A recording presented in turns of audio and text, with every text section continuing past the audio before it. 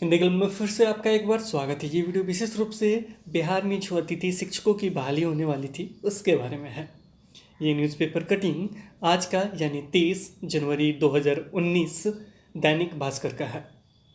High स्कूलों में 6000 अतिथि शिक्षकों की नियुक्ति पर ग्रहण, मामला टला। एसटीटी उत्तीर्ण अभ्यर्थियों के विरोध के बाद निर्णय। चलिए न्यूज़ विस्तार से पढ़ते हैं।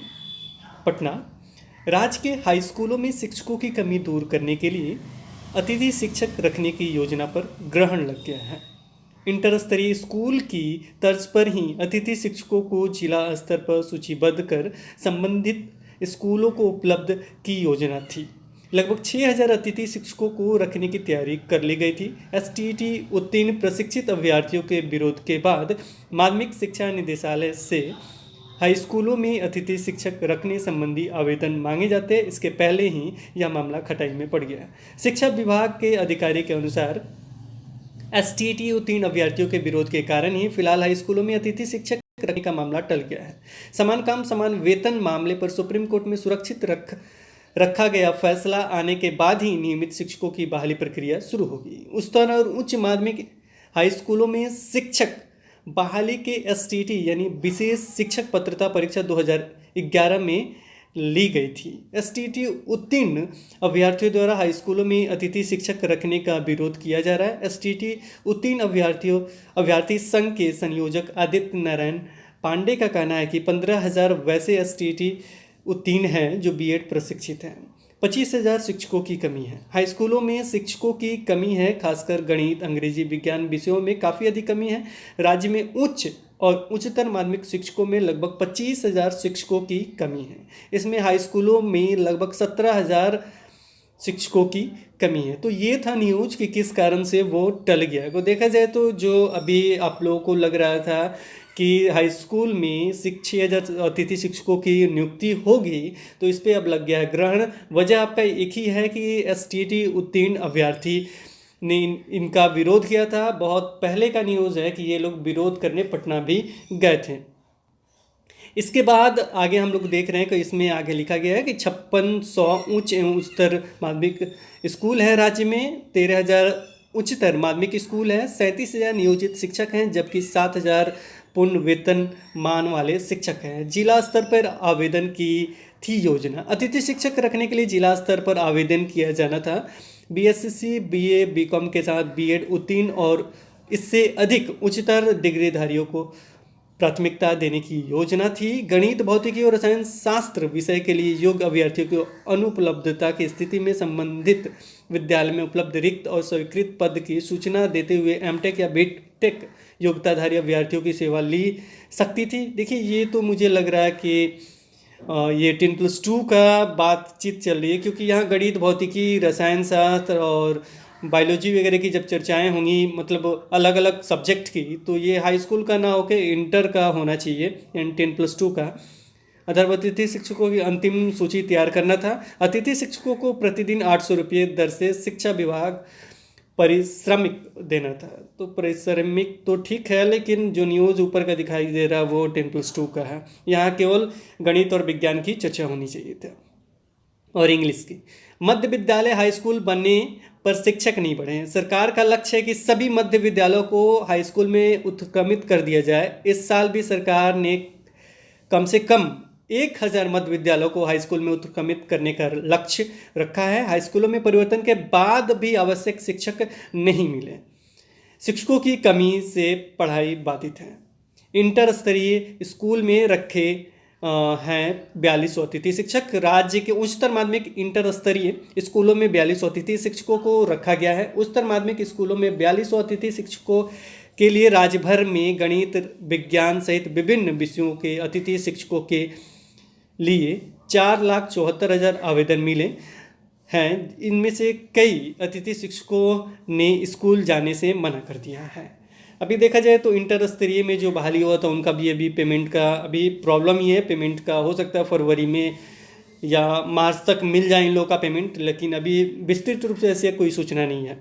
और रही बात ये अतिथि शिक्षक 19th की, को जैसा लगातार स्टार्टिंग में न्यूज आ रहा था दिसंबर में ही थोड़ा सा विरोध हुआ था। वो लोग पटना में गए थे मिलने के लिए जब, तो वहाँ पे उन लोगों ने आवेदन लिख दिया था। तो मे भी इसके कारण वजह तो यही लिखा गया कि जो STT उत्तीर्ण है उन्होंने इसे रोका। तो अब डायरेक्ट बात है कि अतिथि शिक्षकों का जो 9th का जो 6000 रिक्ति थी, सारा चीज़ रिक्तियाँ भी मांग ली गई थी, लेकिन उसे अब रोक दिया गया है। और रोकने का वजह एक ही बताया जा रहा है, STT उत्तीर्ण अभ्यर्थियों के विरोध के बाद ये निर्णय लिया गया है। तो जो लोग उम्मीद लगाए बैठे थे उन्हें एक झटका लग सकता है, क्योंकि अब न के बराबर हो चुका है। अब नहीं ही होगा हाई स्कूल में 6000 अतिथि शिक्षकों की नियुक्ति, अब होगा तो आपका डायरेक्ट होगा। तो अब यहाँ पे आप पूछेंगे कि सर एग्ज़ाम द्वारा होगा। जी हाँ, अब अगर इन लोगों का माना जाए तो अगर ये अतिथि शिक्षक की भर्ती नहीं करते हैं तो एग्ज़ाम ही लिया जाएगा। अब यहाँ पे पूछेंगे कि सर एग्ज़ाम कब होगा। तो अगर देखिए, मैं निगेटिव बोलूँगा तो शायद आप लोगों को बुरा लगेगा, लेकिन अगर सच्चाई अगर वास्तविक रूप से आपको देखना है तो जो भी ये एग्ज़ाम ले, जितना जल्दी लेना है तो एग्ज़ाम ले को 3 साल बाद ही हो पाएगा। ये मतलब सोच के देखिए, अभी इस साल इलेक्शन है, फिर अगले साल इलेक्शन है, फिर अगले साल इलेक्शन होना ही है, लगातार 3 साल लगभग इलेक्शन ही है। आप पता कर लीजिएगा कौन से इलेक्शन है, लेकिन लगातार 3 साल तक बिजी रहेंगे ही टीचर, क्योंकि जहाँ भी एग्ज़ाम होगा आपका स्कूल में ही होगा, तो वहाँ के जो टीचर हैं वो सारे बिजी रहेंगे इलेक्शन में। अभी इलेक्शन का डेट फिक्स नहीं हुआ, फिर भी आप अपने स्कूल में जो भी आसपास के स्कूल हैं, स्कूल वगैरह, वहाँ जाके पता कर लीजिएगा, तो वो लोग अभी बिजी हैं। बिजी किस में है, कुछ जो इलेक्शन होने वाला उसकी तैयारी में वो लोग बिजी हैं, व्यस्त हैं वो। तो ये अभी से व्यस्त है, डेट भी क्लियर नहीं हुआ, फिर भी ये बस व्यस्त है, सारे काम चल रहे हैं, उन लोगों का ट्रेनिंग हो रहा है जहाँ तहाँ। तो आप देख सकते हैं कि अभी व्यस्तता है इलेक्शन को लेके। तो ये लगातार 3 इलेक्शन है कि तो ऐसे ही व्यस्त रहेंगे 3-4 महीने पहले से ही, यानी डेट फिक्स होने से पहले से ही व्यस्त रहेंगे। फिर काउंटिंग होगा, तो इस बीच ये अगर एग्ज़ाम कराते भी हैं तो एग्ज़ाम में एग्ज़ाम होगा, पहले फॉर्म लिया जाएगा, फिर एग्ज़ाम होगा, एग्ज़ाम लेने के बाद फिर रिजल्ट आएगा, फिर विरोध होगा, जैसे बीटेट 2017 में हुआ। तो इस तरह का प्रोसेस तो चलेगा ही। तो मुझे जहाँ तक लग रहा है, अगर ये लोग चाहेंगे भी एग्ज़ाम लेना स्टेट का, तो लगभग लंबा टाइम आपको देखने को मिल सकता है। अब ये बहाली कब करेंगे, जैसे अभी बीटेट 2017 का रिजल्ट आया, लेकिन उसके बाद बहाली की कोई चर्चा नहीं की जा रही है। तो ये कब आएगा बहाली, तो बहाली का बस एक ही अपना लीजिए आप लोग कि उनका एक ही बात कहना है कि बहाली तभी होगी जब समान काम समान वेतन मामले पे फैसला होगा तभी। इसके विरोध में बहुत सारे स्टूडेंट अभी वर्क भी कर रहे हैं। मे बी मुझे डेट नहीं याद आ रहा है, लेकिन वो लोग एक डेट भी फिक्स कर रहे हैं पटना में आंदोलन करने का, जिला स्तरीय बैठक भी कर रहे हैं। ये अच्छा है, आप लोग कीजिए, लेकिन गवर्नमेंट मतलब एक तरह से क्या हो रही है कि एकदम शांत सी हो गई है कि जब तक नहीं आएगा तब तक फैसला नहीं होगा। और फैसला में देखा जाए तो अभी अयोध्या मामला का आपने न्यूज़ अपडेट देखा ही होगा। अयोध्या मामला का न्यूज़ फिर से मतलब जो सुनवाई अभी होने वाली थी उसका भी डेट टल जा रहा है। तो मुझे लग रहा है कि ये डेट जो टालने की प्रक्रिया है, इससे थाम के जो भी मामला है उसे जल्द से जल्द क्लोज करेंगे ये तो अच्छा होगा, क्योंकि उसका मामला बड़ा, फिर उस पर अपडेट नहीं आ रहा। और 3-4 मामले ही थे जो सुप्रीम कोर्ट में बहुत ही महत्वपूर्ण थे और जनवरी में आना था। जनवरी का 30 जनवरी हो गया, जनवरी भी ख़त्म हो गया, फरवरी स्टार्ट होगा।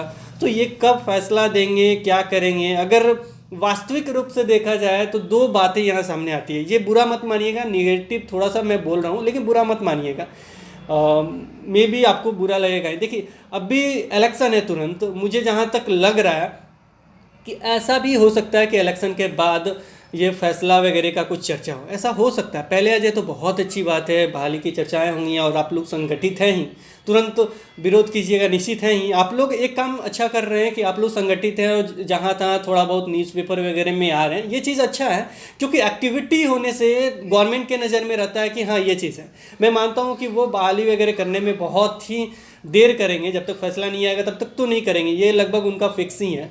लेकिन आप लोग एक्टिविटी करते रहेंगे तो उनके मन में रहेगा कि नहीं मुझे बहाली करना है, मुझे बहाली करना है, ये चीज़ उनमें रहेगा। और दूसरा बात ये है कि एग्ज़ाम का, तो एग्ज़ाम जो है वो आपको ज़्यादा टाइम आपको ले सकता है। यानी इस साल तो अभी मुझे नहीं लग रहा कि होगा। अगर ले लेते हैं एग्ज़ाम नवंबर दिसंबर में तो ये तो अच्छी बात है, लेकिन मुझे जहाँ तक लग रहा है कि ये थोड़ा सा ज़्यादा टाइम लग सकता है। तो एक क्लियर कट मैं आपसे बात कह देता हूँ कि अगर एग्ज़ाम की बात की जाए तो अगर गवर्नमेंट चाहेगी तो तुरंत हो जाएगा, मतलब इस इलेक्शन के बाद मे भी हो सकता है। लेकिन अगर नहीं चाहेगी स्टेट के एग्ज़ाम का तो वो 3 साल तक नहीं होने वाला। और बहाली का एक ही उपाय है कि समान काम समान वेतन का फैसला आएगा, तब ये लोग कुछ बोलेंगे कि क्या करना ये चाहते हैं। तो इसी 2 न्यूज़ के साथ थोड़ा सैडनेस होगा आप लोगों के मन में, लेकिन जो काम कर रहे हैं बिहार टेट उत्तीर्ण अभ्यर्थी वो अच्छा है, वो ऐसा करते रहें, संगठित होते रहें, थोड़ा थोड़ा एक्टिविटी होना जरूरी है। और जैसे ही कुछ न्यूज़ आता है तो मैं ज़रूर आपको अपडेट करूँगा। Okay, thanks for watching this video. फिर मिलेंगे एक नए वीडियो के साथ, तब तक के लिए बाय बाय।